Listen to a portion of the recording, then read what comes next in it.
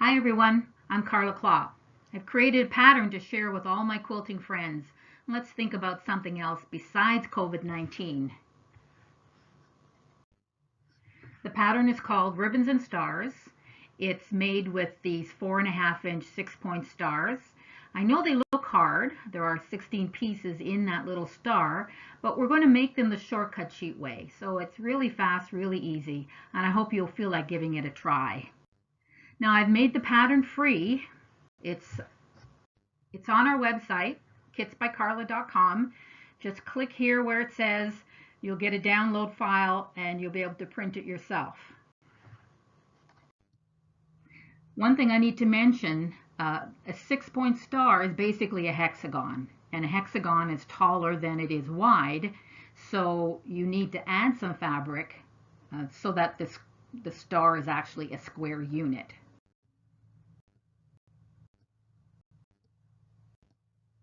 So you can see I need, 3/8 of an inch, maybe a little extra on the sides, yet my top and bottom are going to be fine. I do it in rows. You're making 20 rows at the same time. So all the row ones together, 2, 3, and 4. And that's how you can get a stripe in the background too, because each row can use a different background fabric. I've selected these colors. We have a grandbaby coming in September, and it's going to be a girl, so I'm making her this quilt. The quilt is baby size, so it's 40 by 48, so it's not very big, but perfect for a nice little newborn. I've chosen pink for my stars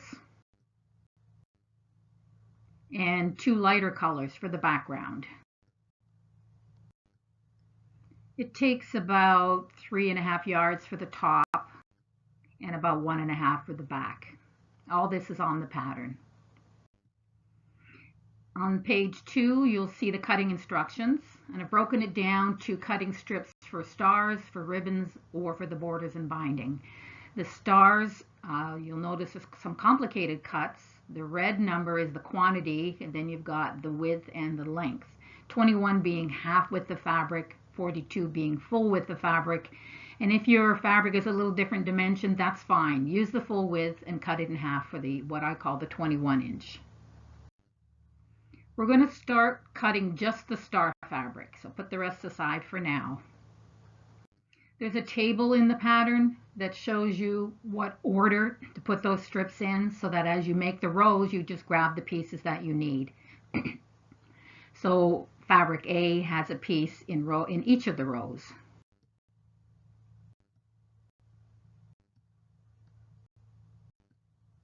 We're going to take the strips for row 1 first. 1, 2, and 3. You line them up on your grid, and I stack them so they're all together here, right side up. Make sure that they're all right side up.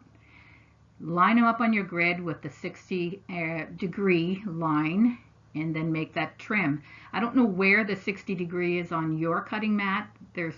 I've never seen a mat that didn't have one, but it's always in a different position. So you'll need to make sure that you're cutting what looks like this on the right side of the strips.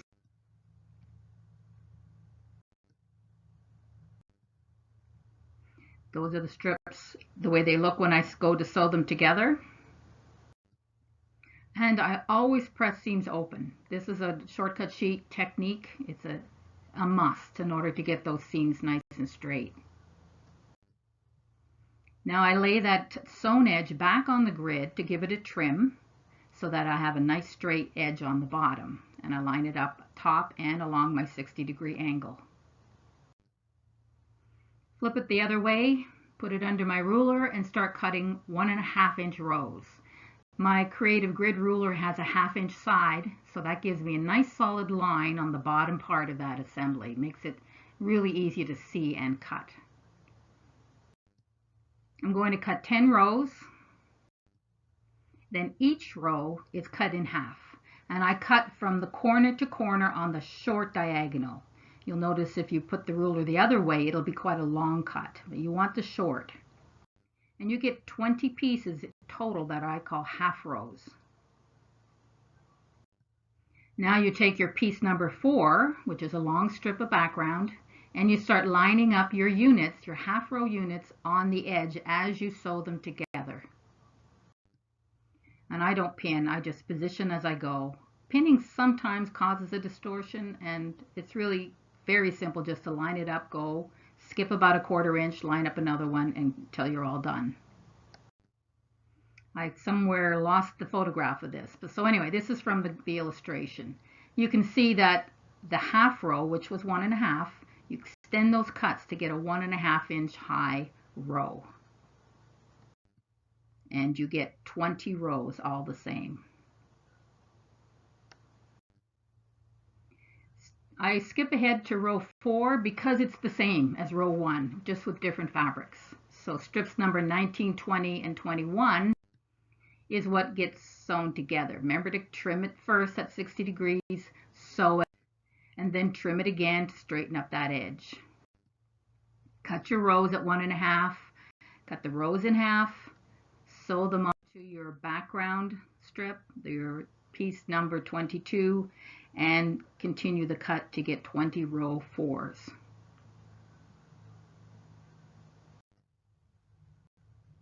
Then row 2, we're going to start with 5 strips instead of 3. So 5, 6, 7, 8, and 9 in that order. Cut your 60 degrees, sew them together, and cut them, the rows, cut them in half, put your half rows. Now you'll notice you have 2 strips left. You have 10 and 11. Sew them together first, press your seams open, and then sew your half row units on the strip 11, which is your star fabric. And those are 20 row 2s. Row 3, do the same thing. You have a different background. Your center star fabrics are the same as row 2, so you end up with 20 of those as well. So far so good? You with me? Here are the rows. I flipped around row 2 and row 4 to get the star shape. I'm sure you'll see that. This is where I do pin. I really want those seams to fit exactly, so I do take some time and pin those seams where they're supposed to join. You have an odd looking little star, it needs to be trimmed out, and here's where it's important to center your 4.5. So at the 2 1/4 mark, I'm centering my 2 points and then trimming my 2 sides. And so I have a little extra, a little more than a 1/4 inch on both sides of the star. Now we'll move on to the ribbons. The cutting for that is just your 2 background fabrics. You'll notice there's colors. So where it says 5 and then 2.5 by 42, those are for your ribbon blocks. The next 2 are going to be for the ribbon end blocks. In the pattern, you'll see the same color, just so you won't get confused which strips I'm talking about. You'll notice some are 2.5, 2 1/4, 4.5. Can get mixed. It can really mix you up if you're not careful. So do it in order. You take 5 of each of those strips, sew them together, and then cut your 4.5 inch blocks that have the 2 color in the middle, with the seam right smack in the middle. Then you take 2 strips of background, 1 of the darker one, sew them together, again press open. You're making half square triangles out of this strip set. Now you're going to lay your quilting ruler down with the 45 inch angle, which I'm sure is there somewhere, on one of your seams. And then you're going to make that first cut. After that, you cut rows. The rows are 2.5 this time, so 2.5. Again, you want to make sure it's straight, so keep that angle on one of the seams as you make those cuts. And then the rows get cut into 2 half square triangles with 2 triangle scraps. I don't use them, but you may have a purpose for them. You gather up those pieces that you just made. You've got rectangles to cut and squares, and those are from the other strips that are on that cutting chart. So when you've made all those units, you're ready to assemble your quilt. If you look at the back page of the pattern, you'll see the order of the blocks. I do row by row. I lay my new row by my next one, by my original one, so that I can make sure my pattern is right. And those are my blocks together. I will put a 2.5-inch border around that and get it ready for quilting. I don't have my quilting machine here. I'll have to wait till I get back to Vermont, so I can't show you a picture of the quilted unit. But here's a close-up of the block, and you can see how it fits into its place. So I hope you had fun and you follow that with good comprehension. Now when you read the pattern, it'll make a lot more sense. Remember, your pattern is free. Just go to kitsbycarla.com. You'll see it as the first item. I hope you have fun with this, and I hope you start thinking of ways to use these cute little 4.5-inch stars in other quilts. Throw a little bit of interest, take advantage of the rows, and get stripes going on things. It can be a lot of fun. Please send me pictures. I'd love to see your work. My email and phone number are on the home page, so feel free to contact me with any questions. Happy quilting. I hope we're all out of lockdown soon. Keep well.